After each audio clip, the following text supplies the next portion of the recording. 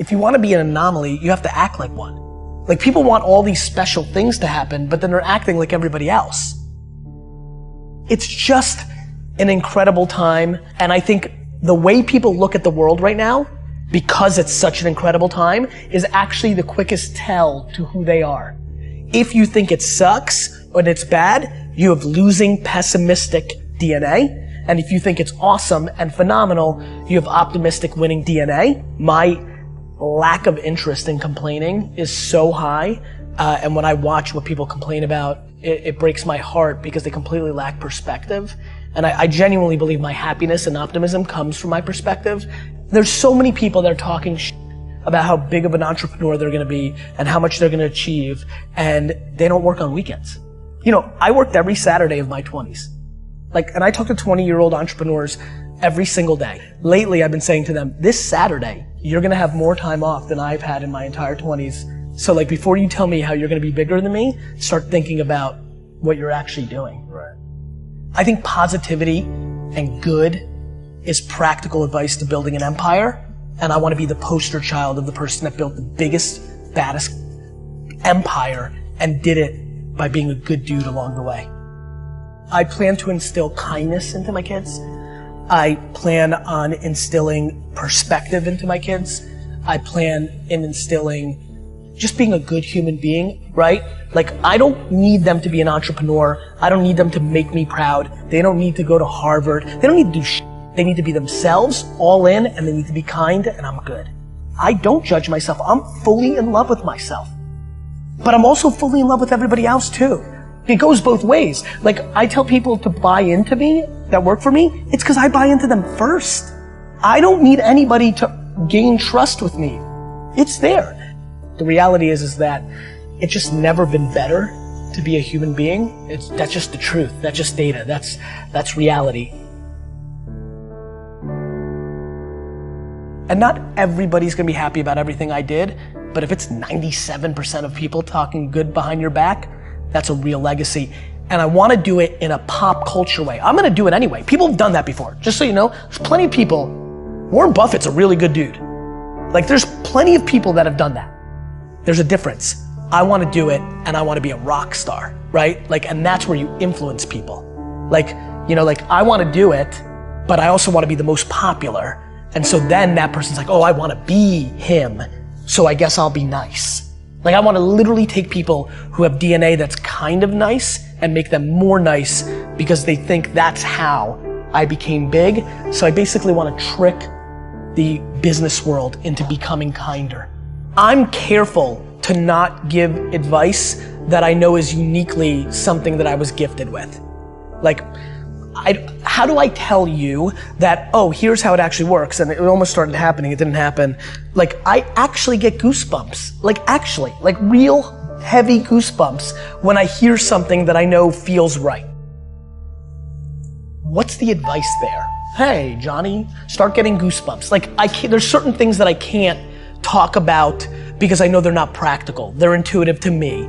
There's a lot of push towards being a workaholic, and hard work is a learned behavior. I see it in my team. There's people that come into I've seen it in the thousands of employees I've had, which is the closer they are to the sun, the harder they work. And I'm like, aha. And so I definitely feel like I learned hard work by watching my parents. And so it's why I talk so much about hustle.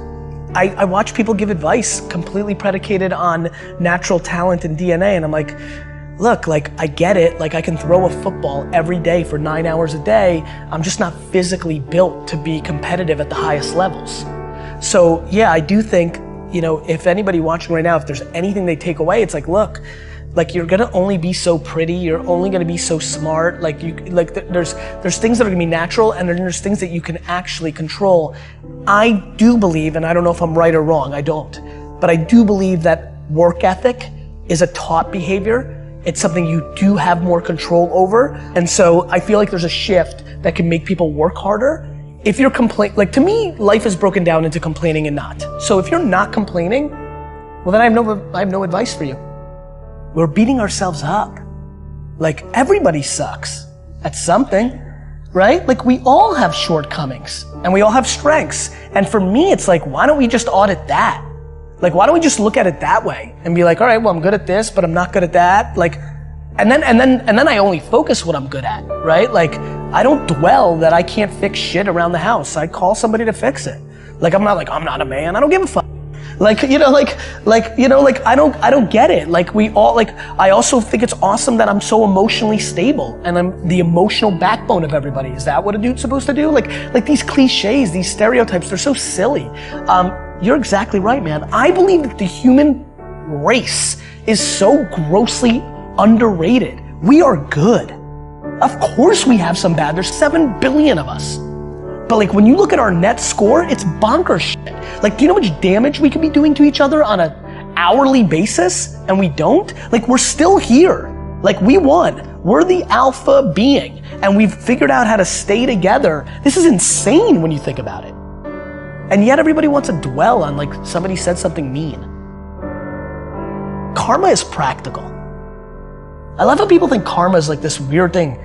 Doing good for other people is a good strategy. I've been like trying to, I'm like, why does this thing even exist? It's actually the most common sense thing of all time. Why does karma seem weird? The fuck is karma? Like, wait a minute. So you're telling me like, if you do lots of good things, that weirdly good things happen to you? Yeah, that seems like common sense. Like, it's amazing to me. Anyway, I try to do all the right things. We started rolling. There seemed to be an opportunity for somebody to sit above our current head of HR.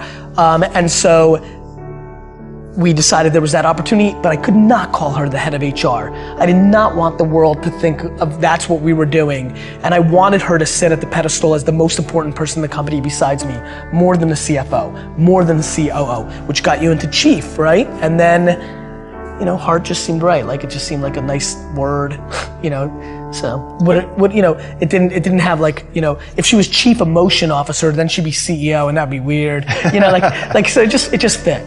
And have you seen other companies pick this up? We've seen companies like NASA and other big companies reach out to us and they're like auditing us. Wow. I have a feeling that it could happen. Yeah, I feel it could happen. That would be a great legacy.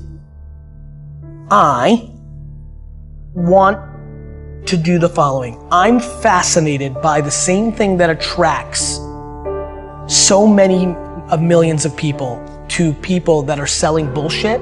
Those same people are attracted to me.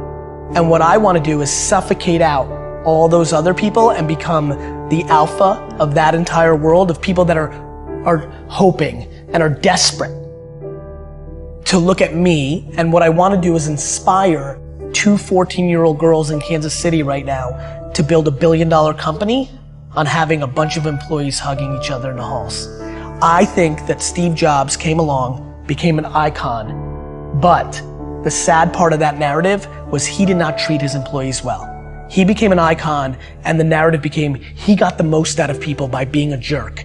And that became romanticized. And a lot of people in Silicon Valley today run companies where they're mean because they think that's the right thing to do because they put Steve Jobs on a pedestal. I want my pedestal moment. I want to become that big. And what I want to come from that is that kids that aren't even born today think that they can build a $5 billion company and be a great guy or a great gal.